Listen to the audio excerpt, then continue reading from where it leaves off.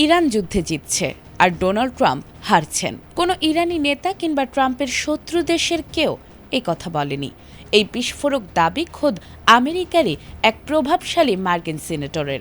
Trump প্রশাসন যখন দাবি করছে তারা ইরানকে অর্থনৈতিকভাবে পঙ্গু করে দিচ্ছে, ঠিক তখনই আমেরিকার ভেতর থেকে ফাঁস হয়ে গেল এক নির্মম সত্য। ট্রাম্পের এত বড় নিষেধাজ্ঞা কি তাহলে শুধুই লোক দেখানো নাটক?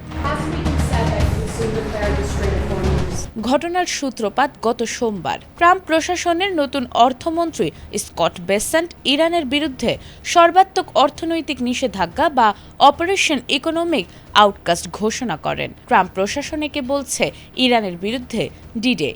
তাদের দাবি, এই নিষেধাজ্ঞার মাধ্যমে ইরানের তেল খাত, ব্যাংকিং ব্যবস্থা এবং সামরিক সক্ষমতাকে সম্পূর্ণ ধ্বংস করে দেয়া হবে। অর্থাৎ ইরানকে দুনিয়া থেকে বিচ্ছিন্ন করার এক চূড়ান্ত মাস্টার প্ল্যান তৈরি করেছেন ট্রাম্প।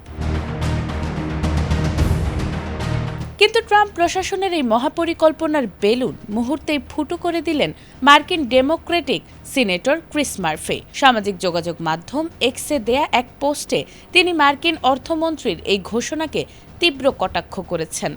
মার্ফি পরিষ্কার ভাষায় বলেছেন, এই ডি-ডে আসলে হতাশাজনক একটি লোক দেখানো পদক্ষেপ মাত্র। তিনি সরাসরি দাবি করেন ইরান যুদ্ধে জিতছে। আধুনিক জেনারেল হাসপাতাল ও উন্নত প্রযুক্তি এবং অভিজ্ঞ চিকিৎসক দলের নিরলস প্রচেষ্টায় আমরা আছি আপনার পাশে। ডেল্টা হাসপাতাল, মায়ের মতোই যত্নশীল। এবং ট্রাম্প হারছেন। তার মতে ইরানকে সামরিক বা কৌশলগতভাবে দমনে ট্রাম্প প্রশাসন পুরোপুরি ব্যর্থ, আর নিজেদের এই চরম ব্যর্থতা ঢাকতেই এখন নিষেধাজ্ঞার নতুন নাটক সাজানো হচ্ছে। শুধু তাই নয়, সিনেটর মার্ফি আরও একটি মারাত্মক তথ্য সামনে এনেছেন। তিনি বলেছেন, ট্রাম্পের এই লোক দেখানো জেদের কারণে সবচেয়ে বড় মূল্য দিতে হচ্ছে সাধারণ আমেরিকান নাগরিকদের। ভুল পররাষ্ট্র নীতি এবং এই ধরনের নিষেধাজ্ঞার ফলে বিশ্ব অর্থনীতি ও জ্বালানি বাজারে যে অস্থিরতা তৈরি হচ্ছে তার সরাসরি প্রভাব পড়ছে মার্কিন জনগণের পকেটে। অর্থাৎ ট্রাম্পের ইরান নীতি খোদ আমেরিকার জন্যই এখন গলার কাটা হয়ে দাঁড়িয়েছে।